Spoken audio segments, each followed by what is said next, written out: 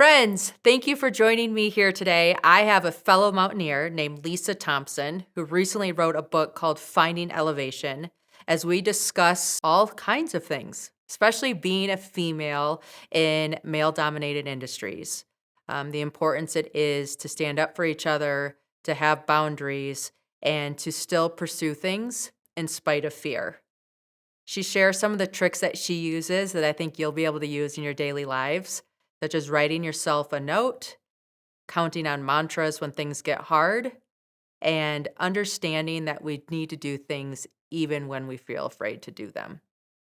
Lisa shares stories of overcoming cancer, of dropping out of all things she knows, right? She left a job, left her spouse, and took out a loan to climb Mount Everest because that's what she felt was needed to do, to be honest with herself.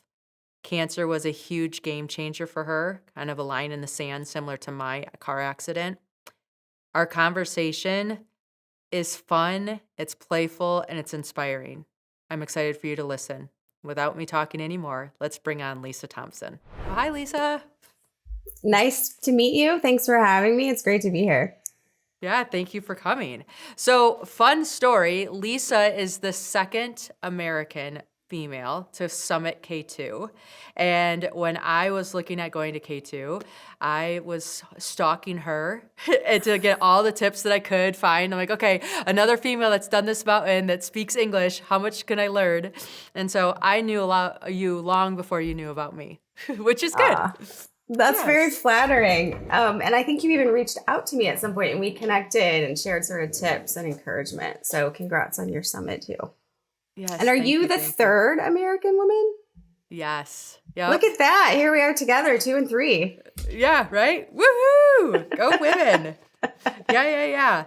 So your story is fantastic because it's a struggle I think we all women have. The big takeaway for me was learning how to stay in our feminine power and navigate the world, right? So Especially in male dominated pursuits.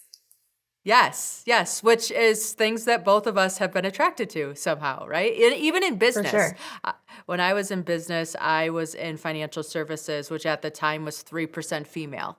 So crossing over into the mountaineering world, there's actually a higher percentage of women than there is in the financial field. So I'm like, oh my God, this is amazing. I have somebody else to complain about women problems to. Wonderful. But yes. But I'm sure happens. you know, there are so many parallels, though, I think, to being in the business world as a woman and being in leadership roles.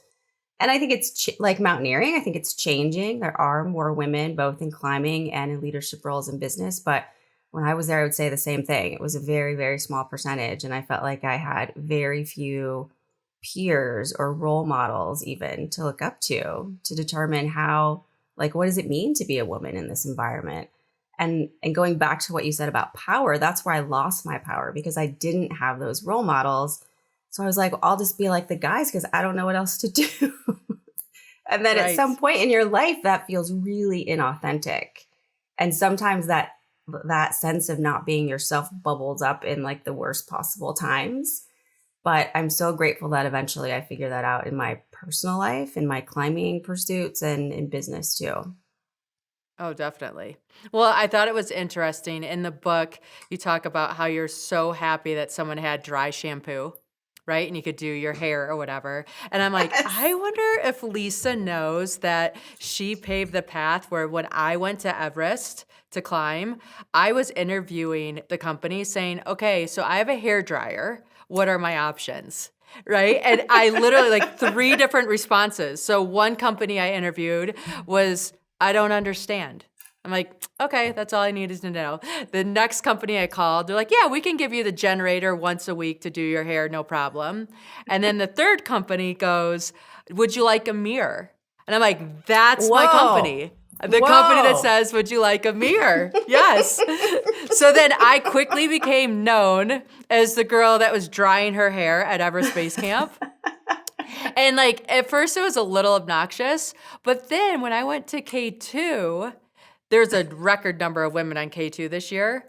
They're like, Yeah. we heard of you. You're the girl that did her hair at Everest Base Camp. Thank you so much because I got my lashes done. I have my nail polish with me and I have permission to be a girl up here because you said it was Yes. okay. And I'm like, it is okay. You do that. It is okay. And it's okay to be yourself, right? If that's what's important to you, to any person, in order to feel like yourself, so important, especially in those intense environments, to have those things around you that make you feel like you.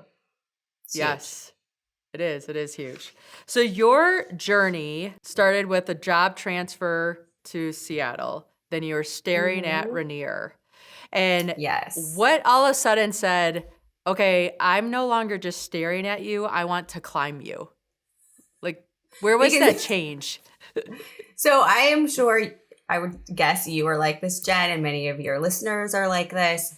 If you want me to do something, tell me that I can't do it or tell me that I shouldn't do it. It's the biggest motivator for me. And so I was in that very male dominated work environment in Seattle.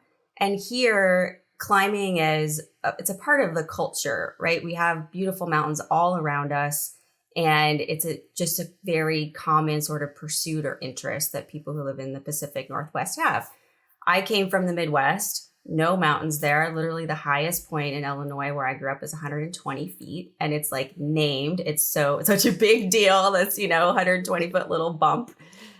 So I didn't grow up like reading about Sir Edmund Hillary, or even, I'm a little embarrassed to say, I don't think I knew where Mount Everest was until I was probably in my 20s. It was not in my like frame of reference or anything that was important or even interesting to me. So I moved to Seattle, as you said, and my peers, all men, would regularly go climbing on the weekends in the Cascades. And they would come back to the office on Monday with these great stories, right? About like fording icy rivers and avalanche conditions. And it wasn't that I was even interested still in being in that environment or challenging myself against those things in the mountains. What I wanted was that camaraderie that I saw in them. And I, as the only woman in the group, had tried my usual things, right? Like, I'm going to work hard. I'm going to be the last person at the office. I'm going to take all the bad projects and kill them and do the best that I can. And that wasn't enough for them to see me as capable or for them to include me in their group. So when I, saw this commonality that they shared, this like shared interest in climbing, I thought, that's it. And this was, when I say I thought, I think it was very subconscious. I don't think I was self-aware enough at the time to really understand what was going on. Because also, instead of saying like walking into their circle one Monday morning and, saying like climbing, that sounds really fun. Can I come with you? I just got frustrated about the whole situation. And I was like, I'm just going to go climb my own mountains. Like I had no idea what that meant. Didn't know what a crampon was. No interest really in doing it. I just thought this is a way that they can see me as capable or as equal to them in the office. And so, as you said, it was Mount Rainier was the first big mountain that I climbed. That was my first attempt was in 2008. Did not summit thanks to weather. And to be honest, and I remember lying in the tent at 11,000 feet and thinking, I do not want to climb this mountain tomorrow. I do not want to wake up when it's cold and dark in the middle of the night and eat oatmeal and put my boots on and go out there in that storm. I don't want to do it. And so when the thing was called off, I was like, oh, thank God I don't have, I just didn't think I had it in me. I was scared. But coming down the next day, there was something in me that switched that was like, I didn't summit, but look what I did do. Like, I trained, I carried this enormously heavy backpack. I got up to 11,000 feet. I felt pretty good. And something just switched in me that made me want to do it more and more. And there was still, for sure, for a long time, there was this element of proving people wrong or of like, I Oh, like to yeah. say I started climbing out of spite. That was still a motivator. But, what I've learned from the mountains since then has just been hugely impactful in my life. And so it was really, the impetus was people thinking that I couldn't or shouldn't do something. What advice do you have for women today that are like in that spot right now? Yeah.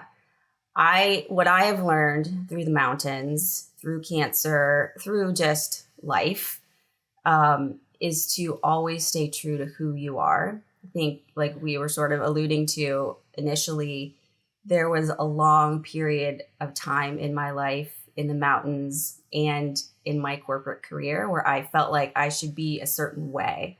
I should do a certain thing, say a certain thing, act a certain way, because that's what I saw happening around me in predominantly, male dominated cultures.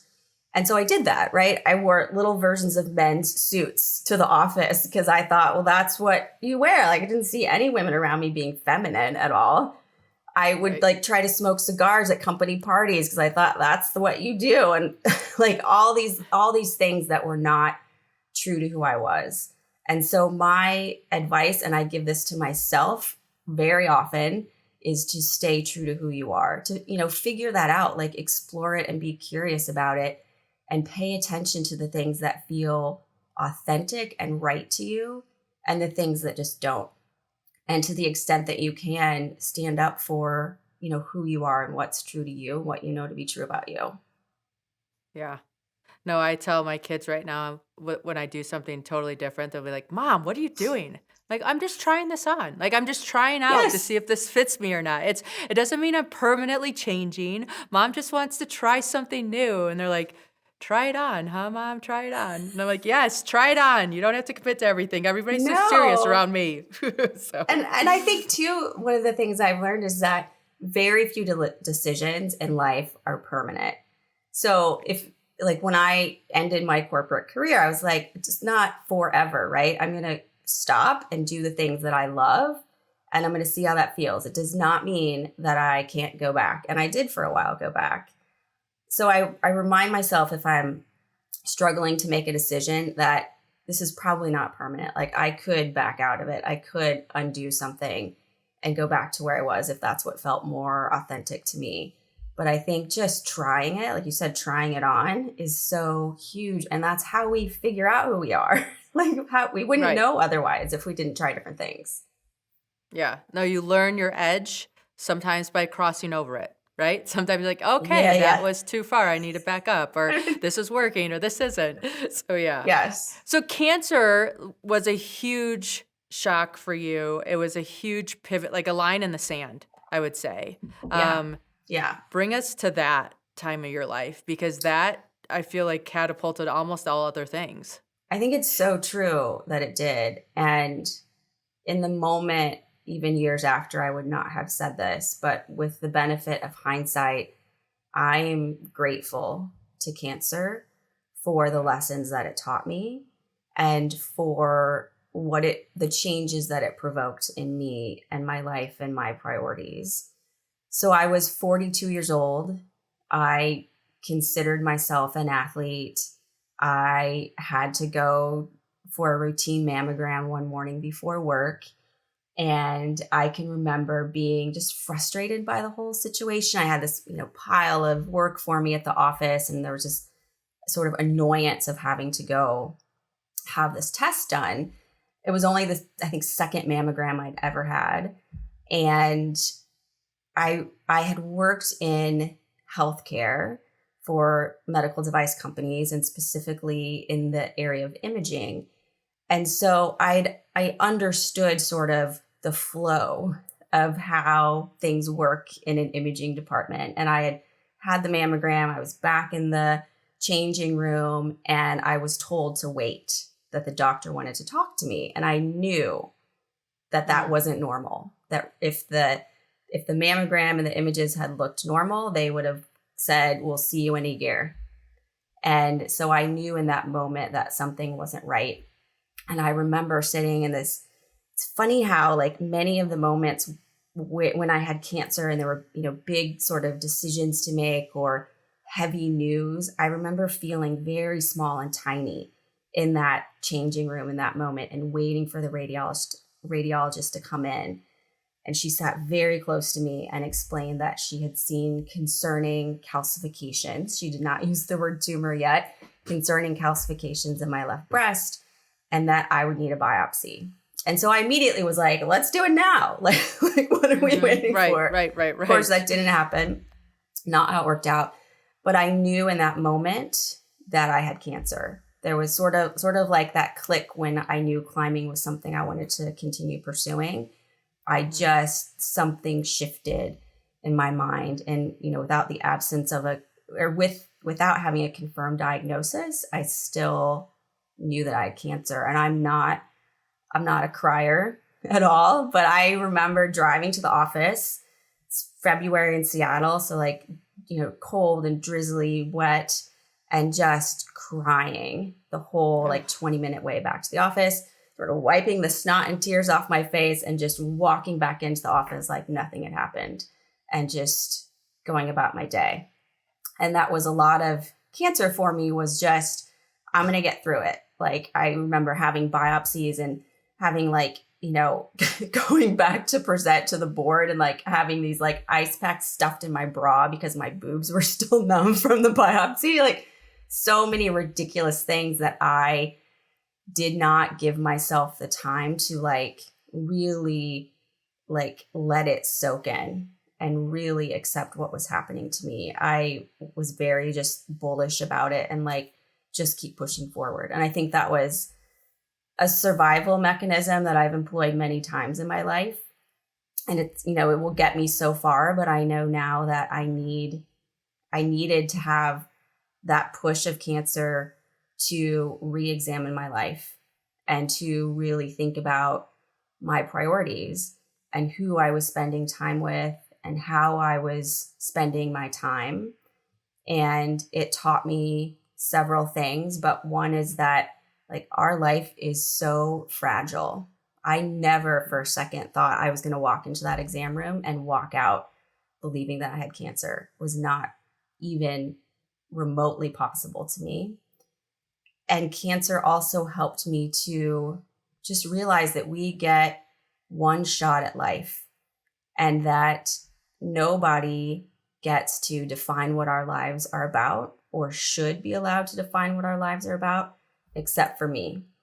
And I took that and still take that very seriously. And so that led me to climbing bigger mountains. It led me to pausing my corporate career, to focusing on what I can do in the mountains and also how I can allow that to help and support other people. So with that hindsight, I'm grateful today for what cancer taught me. Yeah. I was in a car accident that should have taken my life and didn't.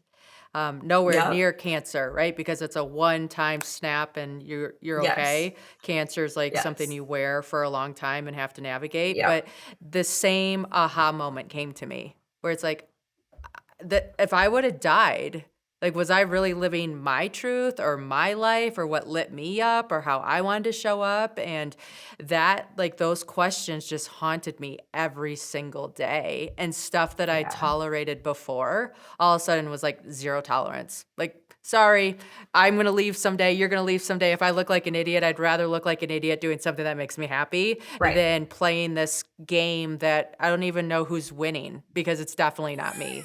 It's just crazy. Or it's not even worth winning anymore. Yeah, right. You're what am I even doing? And I know from the outside people looked in, and I mean, it was a line in the sand for me. That is pre-accident life and then post-accident life. And again, it's one of those things where it's crazy to be able to say right now, but I'm grateful. I'm so, it's now Jenn 2.0.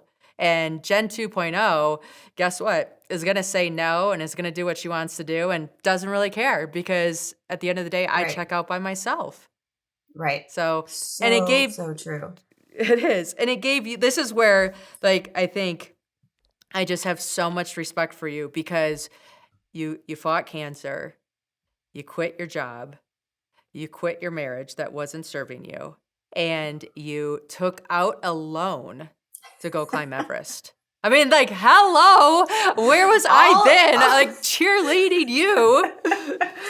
all in like 2 months, like all those Yes. things. And, even hearing you say that now, it sounds and feels unbelievable to me.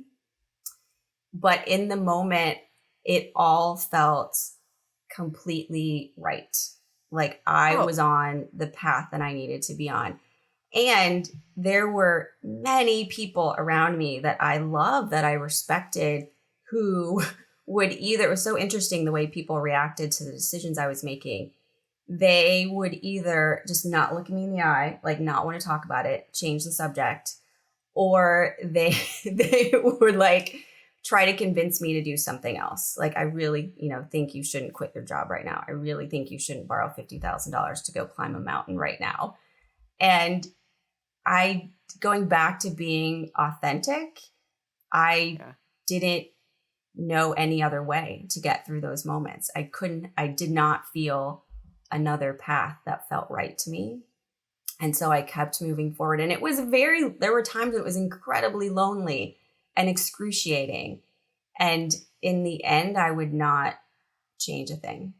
I'm so grateful that I Yeah. stayed true to what was important to me and what felt right to me. Right. And I think it's such an important lesson for everybody that's listening.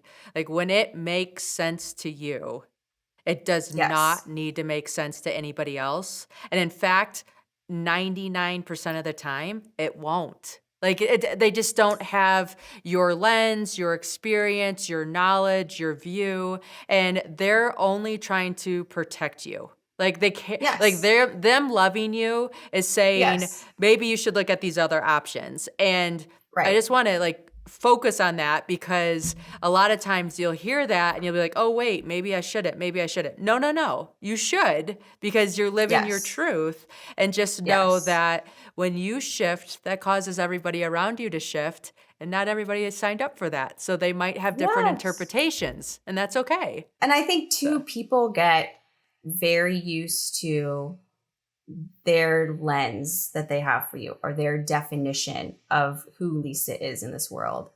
And when that starts to change, people become uncomfortable.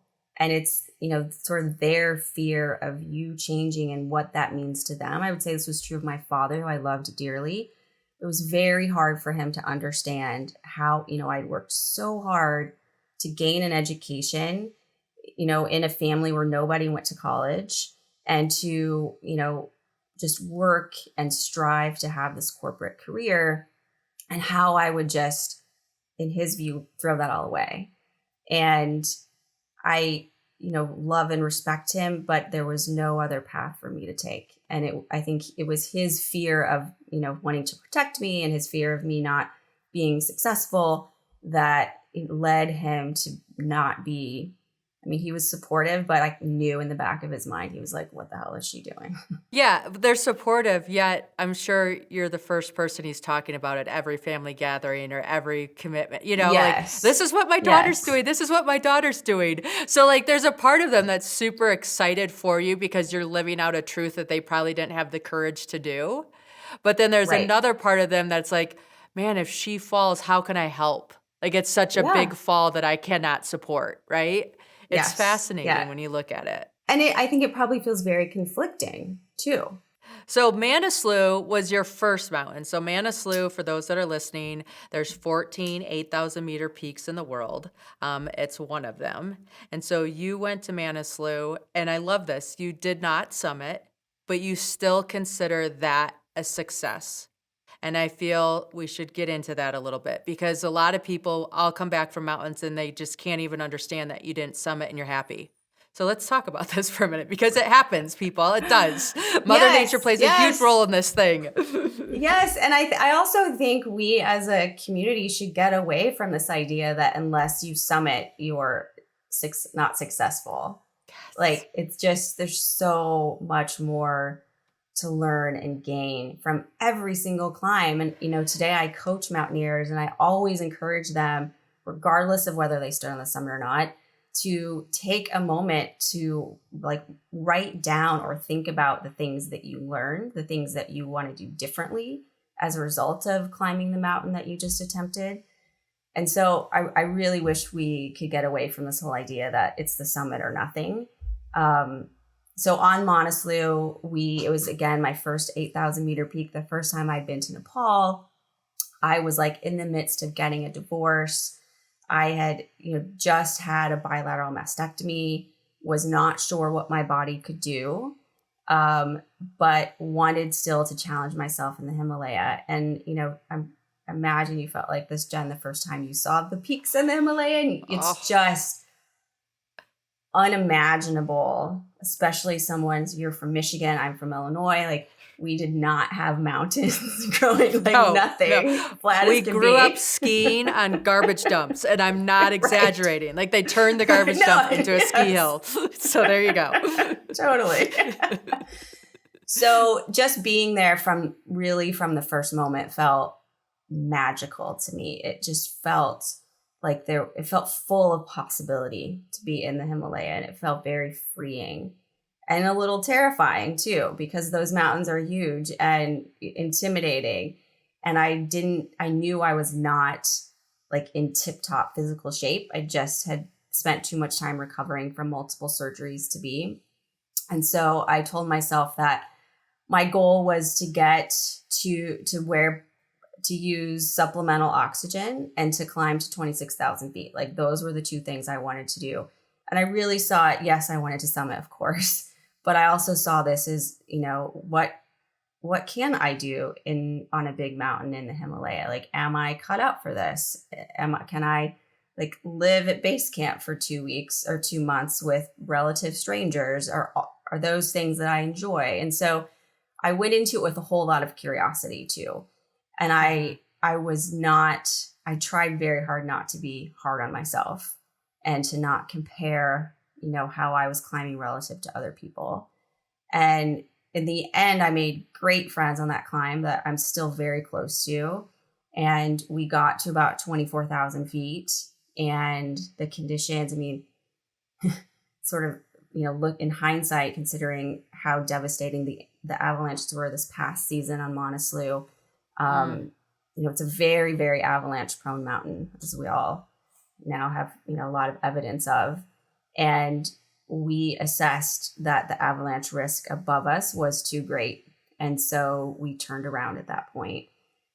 And my reaction to ending the climb was not quite as strong as it was that first year on Mount Rainier. But I remember thinking like, okay, I'm good. Like, I actually didn't meet either of those two goals. I didn't get to 26,000 feet. I didn't use supplemental oxygen.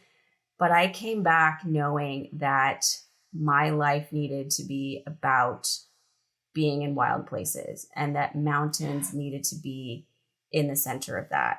And that sharing what the mountains have taught me needs to be a part of my life in order to really feel fulfilled. Mountaineering is often considered a very, very selfish pursuit. And I totally see that, because at the end of the day, when I stand on a summit, very few people other than myself benefit from that. And so on Manaslu, it also became important to me to start to change that, which I'm sure we'll talk about in a bit.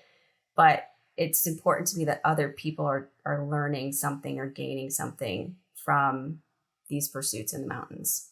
Well, I think it's so, for me, right, being in the mountains and being a female and carrying our flag, right? I'm so proud to be an American, and I'm so grateful for the other environments that I get to explore. But Yes. it gives imagery, right? It gives imagery of, hey, here's an environment that you don't see a stereotypical blonde in, yet she's there. So where can I see myself as a brunette or a blonde or whatever ethnicity, colors combo that you come to this world as? Where can you put yourself in this wild place? And maybe it's not a mountain, right? Maybe it's a wild career that hasn't been invented, or maybe it's everybody has their own wild. And so Absolutely. I do think people look at it as a selfish pursuit. But there's so much to be gained from being selfish about what it fires you up and gets you excited, that if you Mm-hmm. step into that, gives opportunity for everybody to do the same. And even though that might not be a mountain for them, it's still the same concept. Yes. And it'll, like you said earlier, it's about just opening that door or paving the path or Yes. showing what's possible that starts to give permission to other people who identify with you in some way, who see someone who struggled or someone who's very feminine or whatever it is, doing something that they've thought, oh, I shouldn't do that, or I shouldn't really like take a hair dryer to Everspace Camp because it's not what people do. But pushing those boundaries and breaking those boundaries is, in fact, how we grow. Like testing those things out and learning what works and doesn't work is how we keep evolving as a person. I mean, And that's I how can't everything's come imagine. to be, right? It's Yes. like, I don't Yes. want to live by candlelight anymore. Okay. So Right. then people put experiment and time into figuring out how we get the light bulb. It's Yes. all of it is being human, is pushing boundaries and exposing Yes. ourselves to different things so we can find out who we truly are. And you and I both found the mountains as a great place to just hone that in. And the beauty of the mountains is that aloneness and that stillness Yeah. and that magnitude of just, you just remember, like, okay, everything I take serious. You look up at the sky at the base camp at Everest and you think, okay, we're on this blue planet that circles a sun that has a moon that moves the oceans. And I'm stressed about what? Like, come on, My people. Wi-Fi. Like, yeah, let's have some fun here. Like, this is a joke, right? Does not everybody see how much like fun there is to experience and explore and try? It's just crazy. Yes. Yes. Agree. Yes. Oh, okay. And so then here's another thing that I appreciate and respect about you is you go to Everest because why not, right? It calls you like it calls all of us at some point, and we say, I shall sign up. And you hold your own, and you're a female that's making things happen, and you have guys that are interested in more than a relationship as friends. And you're just like, what did I do? I'm just like the guy next to you, except I have different body parts. There's nothing about me that wants more than a friendship. So I know you had to deal with this too. So how do you navigate Yes. this? I think every woman does, right? Like, Oh, yes. I think, and I write about this in the book, sort of the categories, and I do believe it's changing. But when I began climbing, you were either ignored, right? Like, oh, it's cute. She thinks she's going to climb this mountain. She'll be gone in 3 days. Whatever. We're just going to discount her entirely. Or you just are expected to fold in to sort of the masculinity around you, or you get hit on. Like, that's my experience. One of those three things is going to happen. And I think on Everest, they all happened.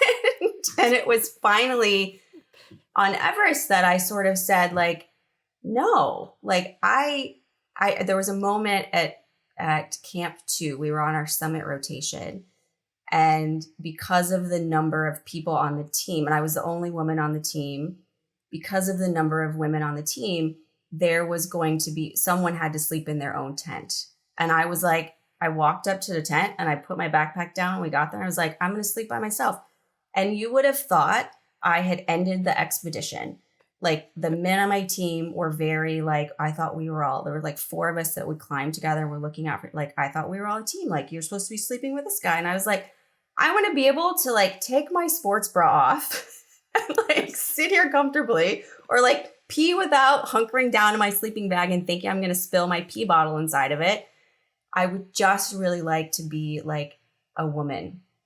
And that was the first time that I like stood up for myself and said, like, this is what I need in order to be comfortable and successful and to have sort of the same like environment that the men did about, you know, their comfort level, like doing, you know, going to the bathroom and changing clothes and all of those things.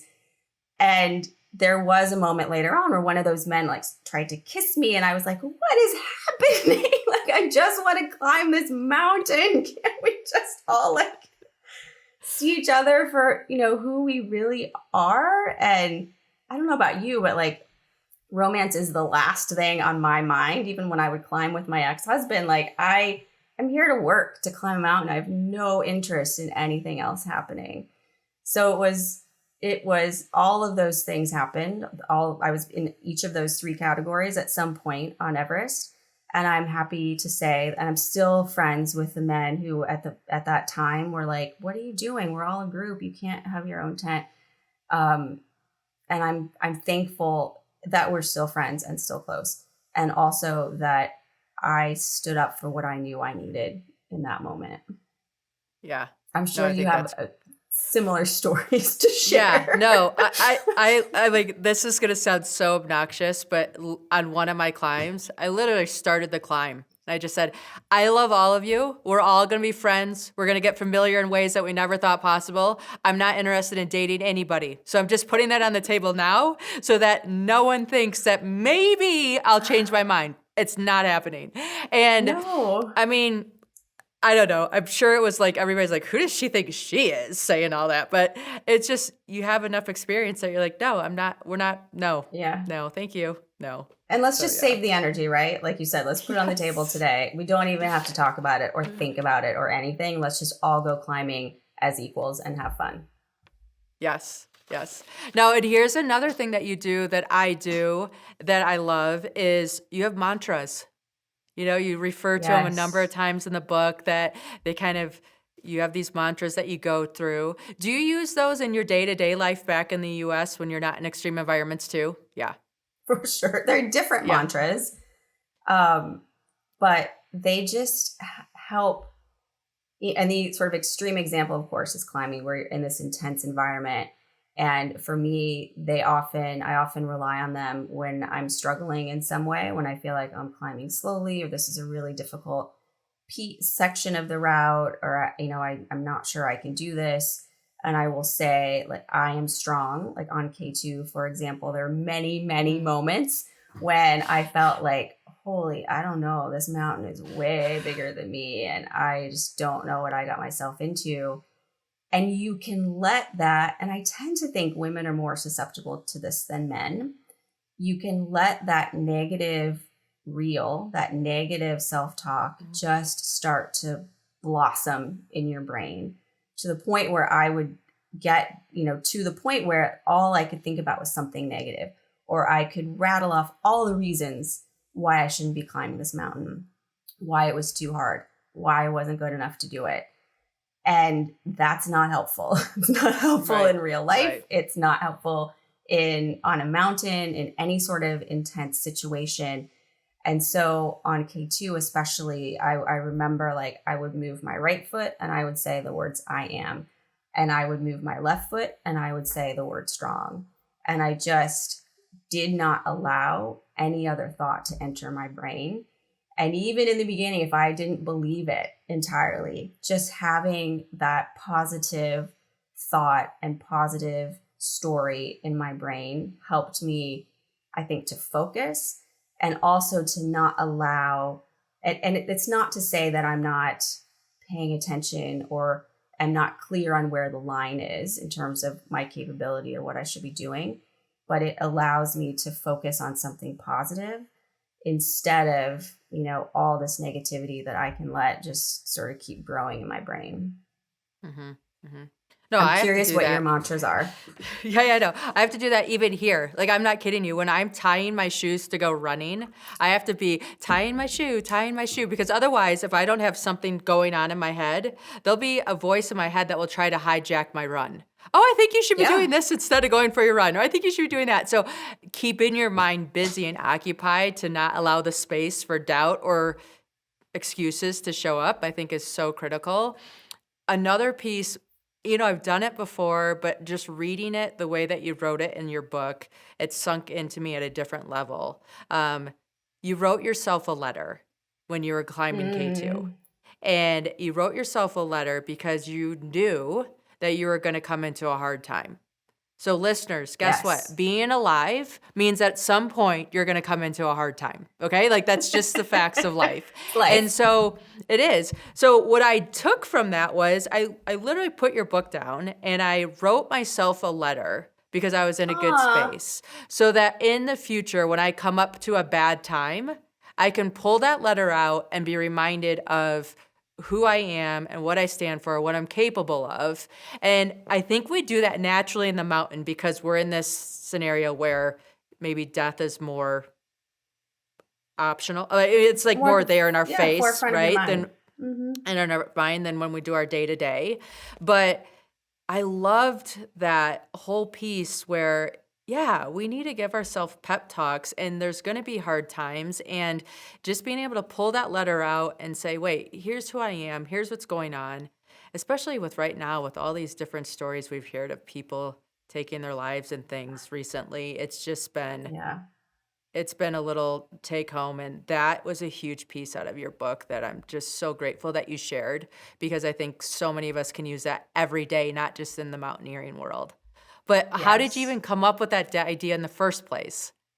So I had worked with a sports psychologist before I went to Everest because I just finished cancer treatment and I felt like I had one shot at climbing Everest. Like there was not a scenario then that I could have imagined where I could borrow another $50,000 and go back the following year. It was like I got it. Like I need the right team. Every single resource that I can muster, I need to employ right now.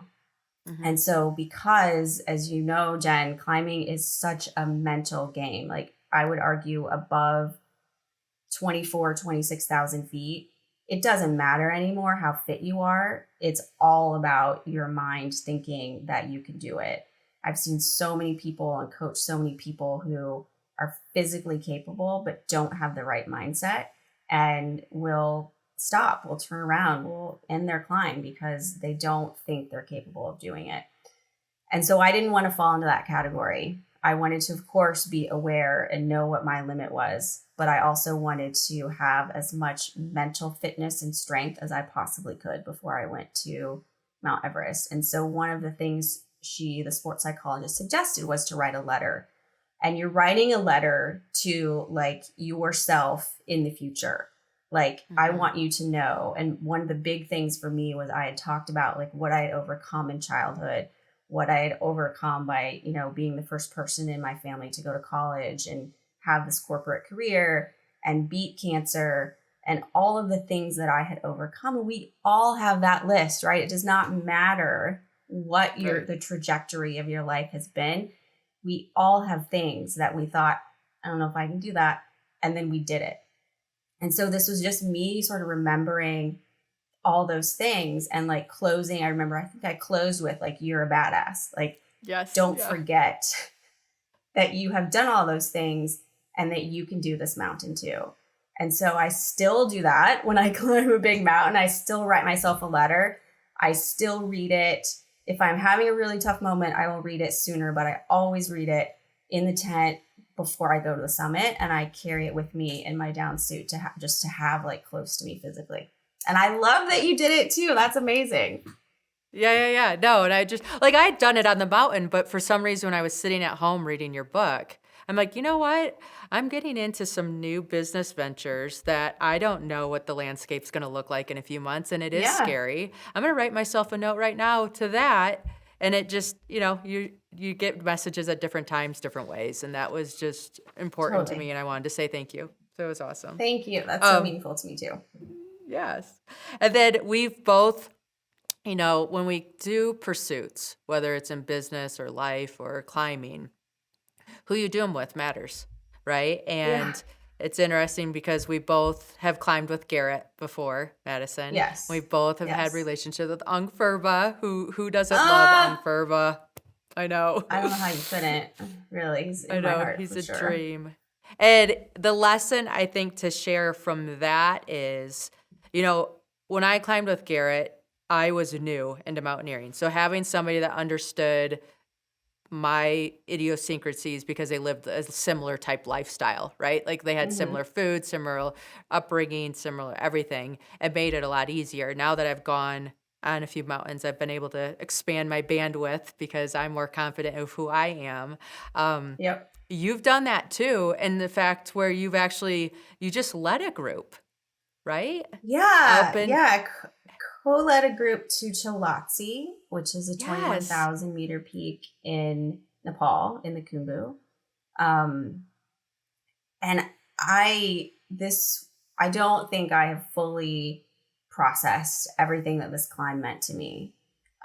So we thought, wouldn't it be great if we climbed as all women? Like there were a bunch of us in the yes, beginning who were like gung ho about this, and you know how it is. You know, I'm one of those people that when I say I'm going to do it, like I'm going to do it. I'm like, right. and sometimes But that not gets me into everybody's like trouble. that. All of a sudden, when it gets to No, the end, you're like, oh wait, half my team dropped off. What happened? I thought we were in right. this. Totally. And that's fine. Like I know that about myself and I know that about other people now. So in the beginning, we said, let's climb as all women. And then we said, let's also, like, when we say all women, we want it to really be all women, like nothing against men, but we want to just prove what women can do when we support each other. And Mhm. so we worked with Pasang Lamu Sherpa, who, like, when we talk about badass women in the mountains, like, Definition. unbelievably badass. And it was such a funny story because I had like communicated with her a little bit on Instagram or something, and I messaged her and I was like, "We're putting together an all women's climb. We didn't even know the mountain at that point. Um, do you want to be our Sirdar, which is the lead Sherpa on the team?" And she just said yes. Like that was it. She was like, "I'm in." And That's so awesome. with her help, we put together a team of women, female climbers, female base camp crew, female porters, and we chose this mountain Cholatsi, which is absolutely stunning, beautiful climb, and it was such a memorable experience on many many levels. We also raised $16,000 to support education for girls in Nepal, and these are girls who come from very rural parts of the country and they're often sadly trafficked. And Mhm. so by providing them with an education, it it gives them better choices and it eliminates that possibility of basically their family selling them to another country, which is devastating. And so we just wanted it all to be about supporting women. And as you know, we're hiking to base camp, this I had just had this feeling of absolute comfort, like those things that we were talking about, Jen, that we normally feel when we're on a team of mostly men weren't there. And I Oh, will say a lot of those things are self-inflicted. Like I have this very strong sense of like I have to keep up with them, I have to carry the same amount of weight, I can't show any weakness, I can't be sick, and none of that was there for any of us. On day 3 we all were like, I don't feel that. Like we cried every day, like openly oh, just cried because we were.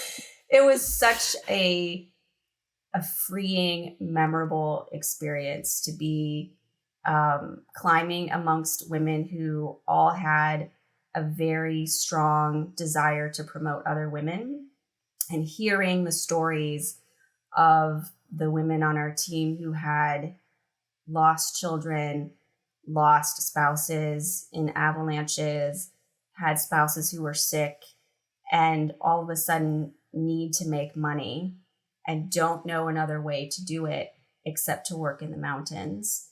Um, Nima Doma was our sort of like second in command Sherpa. She lost her husband in the avalanche on Mount Everest. And culturally in Nepal, you are considered bad luck if you're a widow. mm, So the only way that she knew how to make money and support her children was to do what her husband had done. And through support of the Juniper Fund and the KCC, she was able to learn the skill of climbing. But this trip was the first time she had made money doing it. Even though she had oh, climbed Everest, is like more experience in the mountains than me, this was the first time she made money. And just understanding the impact that that had on her and her family, and you can feel it sort of ripple out around all these women because it doesn't just affect them. It goes back to what we were saying, Jen, of showing what's possible. And also of just like, we have a hard enough time as women in many environments, including the mountains. And it's so important to just support one another and be there for one another in really tangible ways. So I can't imagine climbing any other way. After coming back from this climb, it was just a couple months ago now, I will for sure find a way to keep doing this because it was so special and meaningful on many levels. Thank you for doing that. And thank you for sharing that story because I think all of Yeah. us listening can look at, oh, wow, where in my life can I make these opportunities for others? And it's there. You just have to take a moment and see it and make it come together. Okay. So, one of the other things, like, you're just a mental, like, so strong, so intelligent, so Aw. good with things. I love this part on, I think it was the K2 story, and this is in our book. This is why you have to read the book, because there's a ton of little tidbits that we're not even covering. We're just covering some that hit me because I'm a mountaineer. Other people will be hit by other pieces. But it was on K2 where you had this urge to say, no, I'm not going to start taking inventory of everything that's wrong and everything that's not working and everything that's going to keep me from going the way that I want to go. Like, you shut that down. And I think so many of us have these things in our lives where the minute we become aware, we need to have our body cued to say no. Like, stop. Yeah. We can't go down this path. And you do a great job at explaining that. And I just wanted to talk about it a little bit because I thought it's important. Yeah, yeah. There was a moment. So I've just summited K2, and I'm sure you are like this, Jen, where I don't like the top. I think it was Ed Viesters who said this. The top is only halfway. There is Yeah. a lot of work to do to get down safely, and that's true on any mountain. So I sort of have this like, I'm going to be grateful on the summit. I'm going to take a minute and like just think through all the people that have helped me get here and accomplish this and be grateful to the mountain. But I'm not popping the bottle of champagne because there's just so much more really dangerous and scary work to do to get down safely, especially on K2. And I am a total mountain nerd. Like, I make spreadsheets on K2 of all the deaths, where they occurred on the mountain, and what the cause was. And so I knew, as most mountaineers do in general, that most accidents occur on the descent. We're tired. We don't have the benefit of gravity anymore. We're facing away from the mountain, which can be challenging. And so I'm descending, and I'm just above sort of the very harrowing section of the route called the bottleneck, which is this, thin, very narrow path under a giant serac. And a serac is an enormous building size chunk of ice and snow that slowly slides down mountains. I'm right next to that in a spot that is, that year was sort of blue ice, very hard, difficult climbing. And I'm descending, and Garrett, who I love, it's been, close friends, says, and it was getting congested. There were a lot of people starting to come up. We were descending down, and there's a man lying on the rope that I'm about to tie into. And it appears that he's climbing up and he's not moving. He's just lying there. And I could tell he was alive. So just don't want anybody to get stressed about that. But he wasn't moving. And I just screamed at him, with all the energy I could muster at 25,000 feet, whatever that was. And he's not responding. And Garrett is sort of next to me. And again, I've climbed with him for many years. And there've been moments where I felt like he pushed me. He knew that I was capable of something that I didn't think I was capable of. And he says to me, I think you should arm wrap this section of the route. And arm wrapping is this terrifying technique of taking the rope that's tethered to the mountain and wrapping it around your arm to create tension, and then leaning forward and walking face first down the slope. It is totally a legit way to descend a mountain, but it is not the absolute safest way to descend. And I was not comfortable doing it in that moment. And I said no to Garrett. And I remember him being like, oh, okay. Like we're all hypoxic and like, totally just destroyed by having climbed for the past 9 or 10 hours. And I remember I didn't even know where that voice came from. Because interestingly enough, Garrett and I had been in a similar situation on Everest where he said, I think you're going to have to arm wrap down the Geneva Spur. And I was like, okay. And I did it and it was great. And it built my confidence. But this felt different. This felt like, no way am I going to take that level of risk in the spot on this mountain that has killed more people than anywhere else. And so I rappelled, which is, using a specific device and backing down the mountain. I rappelled down to the man. I had to anchor myself in the ice and then very delicately move around him in order to continue my descent. And it was there were a lot of dynamics going on in that moment. I was a little self-conscious that I knew people above me were probably like, what the hell is she doing? Like, she needs to get moving because this is creating a traffic jam. But me also knowing this is how I'm going to descend this mountain in order to be safe and standing up for that.